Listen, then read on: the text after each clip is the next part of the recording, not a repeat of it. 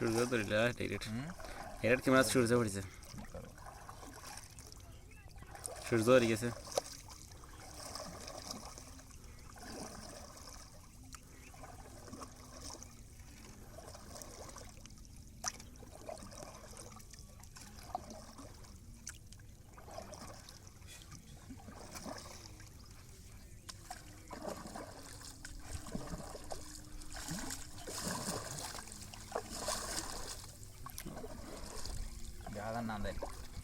ঠিক আছে আন্দাই